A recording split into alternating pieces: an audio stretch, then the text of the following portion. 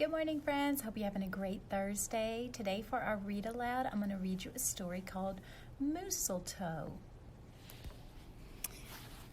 Mistletoe.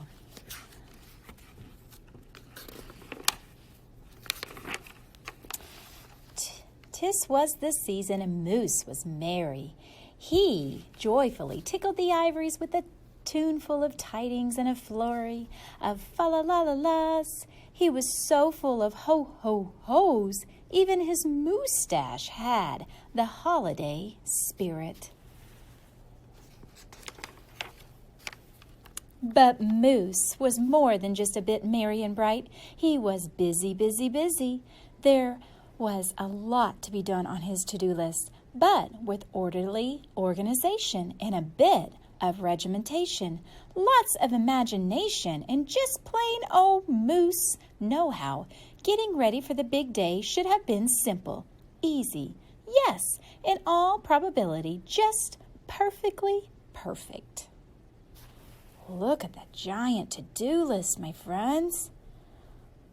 I wonder if he's going to get it all done. He wasted not one merry minute. Moose got moving and put some hustle into the holiday bustle. He went to work. He wrote cards and letters till his hooves hurt. Check. He shopped until he dropped. Check. He hauled home boxes and bags and presents galore. Moose had gifts for everyone stacked from ceiling to floor. Check, check, check. Then he wrapped. Yo, yo, yo. And he ribboned. Ho, ho, ho. And on each and every package he tied a big, beautiful bow. Check and double check. So far, so simple, so easy, so perfectly perfect. Another look at the list, and Moose headed for the kitchen. He pulled out the pots and the pans and the bowls, sifted through stacks and racks of cookbooks. He whisked with his left and spooned with his right. Moose baked tons of tins of cookies, check.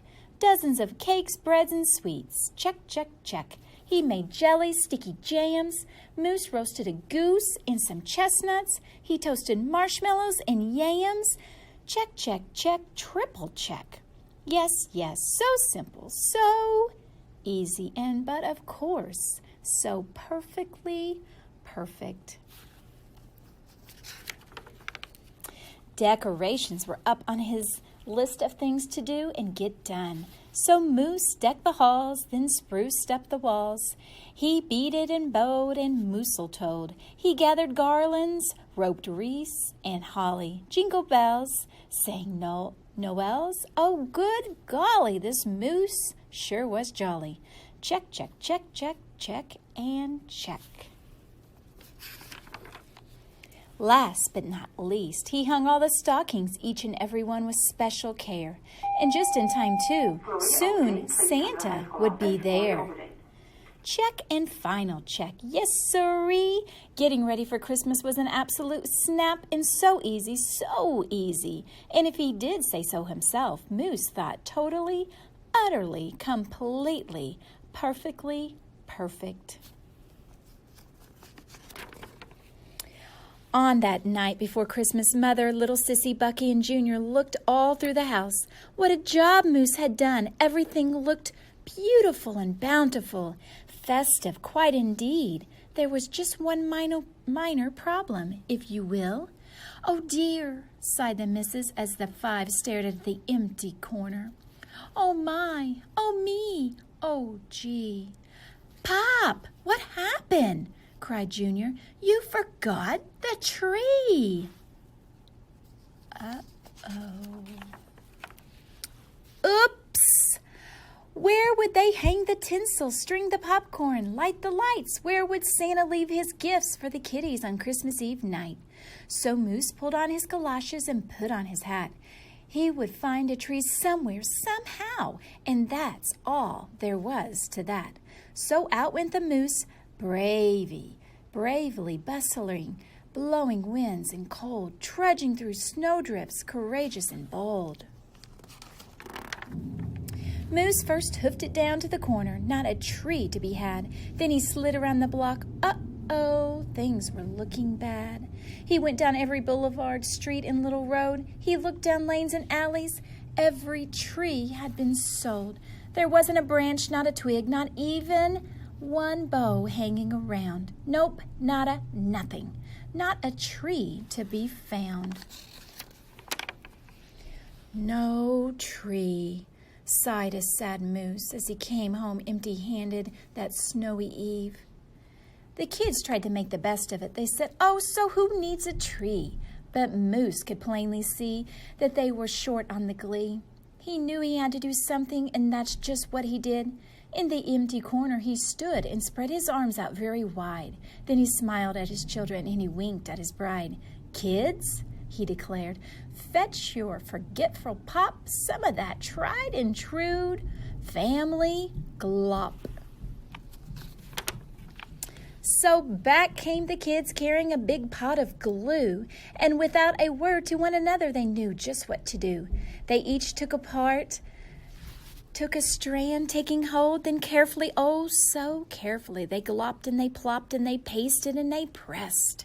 They curled and they twirled every which way a follicle could fathom, until Moose's magnificent moustache was indeed more of a marvel to see. Moose was just a few needles shy of being an evergreen tree. They strung Moose with lights from his head to his toes and draped him with tinsel, beginning right with his nose. They hung balls that were shiny and bells that twinkled, candy canes, berries, and plums that sugar sprinkled. Then they all stood back. Junior plugged in his pop. Ooh, ah. Yes, Moose truly was an incredible sight. He was glorious and he was glowing. And boy, oh boy, was he ever bright. Then Junior placed a star on the top of Moose's head. He gave him a kiss and a pat, and then they all headed off to bed, except Moose, of course. He stayed in the corner instead, still twinkling and blinkling, and waiting for Santa. Oh, so it wasn't so simple, and it wasn't so easy, and okay, it wasn't so perfectly perfect. But do you know what? It was pretty close. Ho, ho, ho. Who do you think that is, boys and girls? This is Moose. Do you think that's Santa? I bet it is, and even the moose fooled the Santa. I hope you enjoyed that book, boys and girls, and I hope that you get lots of things that you want under the Christmas tree. Bye-bye.